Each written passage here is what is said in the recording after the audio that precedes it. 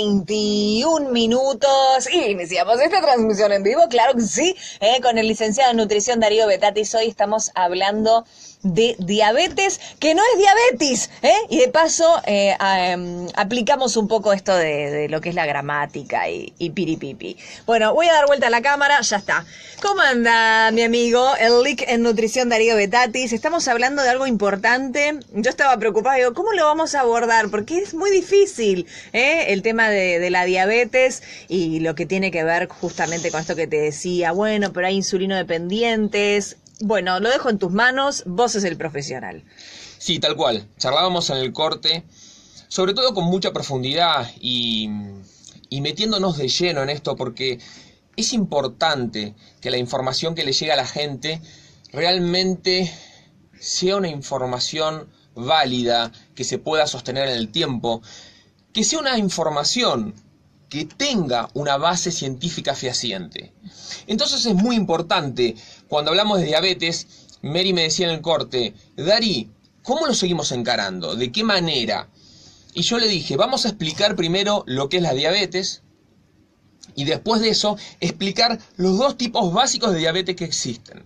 Entonces, tratar de bajar la información de la manera más clara posible. Exacto. Para que la gente pueda sentirse con herramientas para poder encarar la vida de una manera saludable y, por supuesto, de una manera también que le resulte práctica y que lo pueda llevar al día a día. Bien, cuando hablamos de diabetes, ya sé, Mary, tengo que mirar a la cámara. Bueno, cuando hablamos de diabetes, la diabetes es, hay un aumento del azúcar en la sangre. Pero ¿esto por qué se debe? Y también podríamos decir, ¿qué sería el azúcar en la sangre? En realidad, dentro de los órganos de nuestro cuerpo, nosotros tenemos un órgano que se llama páncreas. Me imagino que deben haber escuchado en reiteradas oportunidades hablar de, así como podemos hablar del hígado, del corazón, de los intestinos, de los riñones, habrán escuchado hablar del páncreas. El páncreas segrega dos hormonas que son muy importantes: el glucagón y la insulina. Entonces, cuando el páncreas no está funcionando correctamente y no se segrega la suficiente cantidad de insulina, o la cantidad de insulina que se segrega es la suficiente, pero no es de buena calidad, empieza a haber un desequilibrio en el cuerpo humano. Ese desequilibrio trae aparejado lo que hoy en día se denomina diabetes. ¿Por qué? Porque el glucagón y la insulina se encargan de nivelar los niveles de azúcar en sangre. Vamos a ser un poquito más claros. Si tenemos un exceso de azúcar en sangre, es porque no hubo alguien que lo reguló. Porque no tendría que haber ni un exceso, ni una disminución que esté por debajo de la media tampoco. Nos tendríamos que mantener en la media. Pero si el páncreas es el órgano que va a regular, por medio de la secreción de insulina y de glucagón, la cantidad de azúcar que nosotros tenemos en el cuerpo, y el páncreas no está funcionando bien, ahí sí, yo te pregunto a vos, Mary, ¿qué pasa si el páncreas no funciona bien y no se segrega la suficiente cantidad de insulina? ¿Qué es lo que va a pasar? La cantidad de azúcar en el cuerpo se va a disparar para arriba o para abajo. Y entonces ahí es cuando entramos a hablar de una enfermedad metabólica, que después tiene su nombre de forma científica denominado diabetes. Por lo tanto, ¿podemos hablar hoy en día que hay dos tipos de diabetes? ¿Viste que lo hablamos en el corte, sí. Mary? Lo que es la diabetes insulino dependiente y la diabetes no insulino dependiente. Claro, que haciendo una determinada dieta con eso ya basta, ¿no? Exactamente. ¿Qué quiere decir? Las personas que son insulino dependiente necesitan de forma exógena, o sea, desde afuera, incorporar insulina, o sea, inyectarse insulina. También hay de forma oral, o sea que es por otra vía, y hay otros métodos, pero en realidad la forma clásica, la forma básica y la que es 100% efectiva, inyectarse insulina, o sea, incorporar insulina de forma exógena para reparar, para ayudar al páncreas que no está funcionando de manera correcta. Esas serían las personas que son insulino dependientes. Las personas que no son insulino dependientes son las personas que por medio de buenos hábitos de alimentación pueden lograr compensar el funcionamiento no idóneo o no perfecto del páncreas. Con buenos hábitos alimenticios, con una actividad física moderada y bien controlada. Con eso hablamos también que el alcohol, el cigarrillo, las drogas no contribuyen de manera positiva. Tener un buen descanso. Hablábamos también en el corte el tema de, ¿nosotros podemos controlar la diabetes de una manera muy exitosa? Sí, por supuesto. Te escucho, Mary, ibas a decir algo. No, pensaba en esto, ¿no? En los desajustes que vamos haciendo, y tengo así como 1.000.000 de preguntas, pero no quiero interrumpirte. Pero pensaba, entonces, ¿hay alimentos que puedan dispararlo? ¿El abuso de determinados alimentos puede hacer que se dispare la diabetes a una determinada edad? Por eso te digo, tengo varias preguntas, pero respecto también a amigos, a nuestros oyentes, que sabemos, conocemos varios, ¿entendés? Que dicen, no, mira, ahora me volví diabético, ¿no? Y pasa generalmente una determinada edad, 60 y pico de años, pero ¿es tan así? Es muy interesante lo que acabas de decir. Sí, eso existe y es real. A ver, las personas que no tienen diabetes, o sea, nacen sin diabetes, viven su vida hasta los 40 años sin diabetes y notan que a partir de los 40, 50 años, sus niveles de glucosa en sangre, ¿viste cuando nos vamos a hacer un análisis clínico? Sí. Que te evalúan, vos tenés, cuando te dan el análisis clínico, uno de los valores es glucosa. Entonces, vos tenés entre 70 y 110. Si te da 80, estás muy bien. Si te da 90, estás muy bien. Por ejemplo, ahora si te da 300, ¿qué pasa? Chau. Es un indicio. ¿Viste cuando hablábamos de que si vos tenés una sed excesiva, claro, si vos orinás demasiado, tenés mucho hambre, pero a su vez estás bajando de peso, el cuerpo está hablando, está manifestando algo? Y acá, cuando nosotros vemos los estudios clínicos, por ejemplo, que lo ve un médico, el médico correspondiente, nos dice, fulanito de tal, me parece que tus niveles de glucosa están muy altos. Claro. No es que vamos a decir que tenés diabetes, pero vamos a hacer algo que se denomina la curva de la glucosa. No quiero entrar específicamente en lo que es ese tratamiento, pero para aclararlo y para que la gente lo pueda comprender, vamos a hacer todos los estudios pertinentes y las pruebas correspondientes para ver si se está manifestando o si hay algún indicio de que vos podés tener diabetes.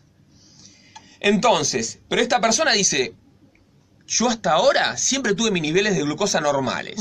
Por ahí en algún momento se dispararon un poquito, pero después se volvían a normalizar. Entonces la pregunta que se le hace es, ¿en tu familia hay algún antecedente de diabetes? Y la persona dice, sí, puede ser mi papá. Ah, pará, mi papá, mi abuelo y mi abuela por parte de mi mamá también, pero mi mamá no. Ahí está. La diabetes tiene un condicionamiento, o sea, para decirlo de alguna manera más cotidiana, ¿tira la genética? Claro. Sí. ¿Se hereda? Se hereda, tal cual, es verdad. Sí. Se hereda. Y esto hace que haya que prestar un poquito más de atención en personas donde en su entorno familiar hay diabetes. No quiere decir que una persona que no tiene en su entorno familiar personas que hayan tenido o que tengan diabetes, si no se cuida y si hace un estilo de vida muy desarreglado, también su cuerpo puede manifestar diabetes. O sea, hay, dentro de todo esto que estamos hablando también, no subestimar el tema del chequeo, ¿no? Viste que todo nos da es un bajón, y hacerte un chequeo médico y hacerte los análisis, pero ahí se manifiesta todo, salta enseguida. Vos sabés que decís que es un bajón, pero... Y te voy a aceptar un matecito, Mary, que me encanta tomar un matecito. Bueno, ahora te hay una cosa que es real. Vos le decís a la gente, con todo respeto, por favor, háganse un chequeo médico y le explicás por qué, ¿no? Claro. Y la gente te mira como diciendo, uff. Es un garrón. Así que hacen, ¿eh? Mirá, yo odio hacer eso. Claro. Uy, Darío, no me hinches, hacerme un chequeo médico. Y te ponen una cara como diciendo, no me hinches, no me molestes, no puedo, no tengo tiempo. Algunos no te lo dicen así, pero algunos te miran como diciendo, mira, la cara es de estar así. Y sí, es un bajón. Esa es la cara. De estar contento pasan a eso. Darío, no tengo tiempo. La vida es más simple, por favor, claro, pero después, viste, decís, puedo prevenir un montón de otras cuestiones. Yo te invito a que termines de tomar ese mate maravilloso, está un poco frío, la verdad es esa. Vamos a saludar a todos los amigos que nos están viendo y escuchando, a Fabián, a Fabricio, a Javier, a Fernando, a José Luis, a Analía, a Aldo, a Inés y a Jorge. Y en el próximo bloque yo te quiero preguntar acerca de la alimentación respecto de las personas con diabetes, ¿sí? Si hay alguna dieta, si hay algún alimento que pueda favorecer, ¿no es cierto?, el hecho de que se dispare la diabetes. Así que bueno, ¿te quedás un ratito más? ¿Sí? Cerramos nuestra transmisión acá a través del Facebook en vivo. Di una cosita más. Sí. Pará. Porque no quiero que... A ver, me encantó, Mary, me encanta. Sí, decime. Pero la cierro diciendo esto como para que a la gente le quede algo un poquito más claro. Es importante, Sí. tanto seamos diabéticos insulinodependientes o diabéticos no insulinodependientes, por favor, escúchenme esto. Es muy importante hacer varias comidas a lo largo del día. ¿Por qué? Porque nosotros no tenemos que forzar a nuestro páncreas a que tenga que eliminar mucha insulina para regular los niveles de glucosa en sangre. A ver, esperen que lo voy a explicar un poquito mejor. Tranqui. Si incorporo 2 platos de pasta gigantes en el almuerzo, mi páncreas va a tener que eliminar un montón de insulina. Un montón, así, como hago con la mano, un montón. Eso va a hacer que tenga que hacer el triple de trabajo que si yo trato de hacer un desayuno, una media mañana, un almuerzo, una media tarde, una merienda y una cena. En un diabético no me quedaría con 5 comidas, me quedaría con 6. ¿Por qué? Porque en vez de hacer 2 platos grandes de pasta, hago un plato chiquito de pasta con una buena porción de verdura. ¿Y qué pasa? La verdura va a regular que no se dispare tanto la glucosa, porque la pasta en sí, el hidrato solo, es el que dispara mucho la insulina, es lo que la gente tiene que saber. Bueno, al diabético se le dice, es más, vamos a ser un poquito más finos, que si es diabético, que en vez de que sea pasta blanca, que sea pasta integral. Bien. Que la porción sea pequeña, con una buena porción de verduras para compensar y que no se dispare tanto la glucosa. Pero ¿qué pasa? Como se va a necesitar menos insulina para poder compensar esta situación, esto va a hacer de que el páncreas pueda mantenerse más sano y que nosotros podamos tratar la diabetes de una mejor manera. Bien. Una cosita más. Sí.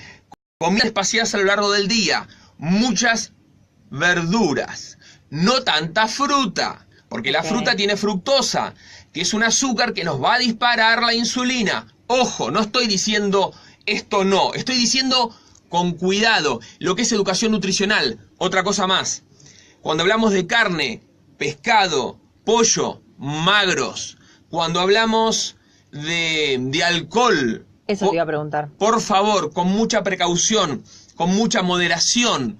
Cuando hablamos de cigarrillo, cuando hablamos de drogas, cuando hablamos de sedentarismo, lo estoy diciendo todo y después nos iremos especificando un poquitito más, pero quiero que les llegue.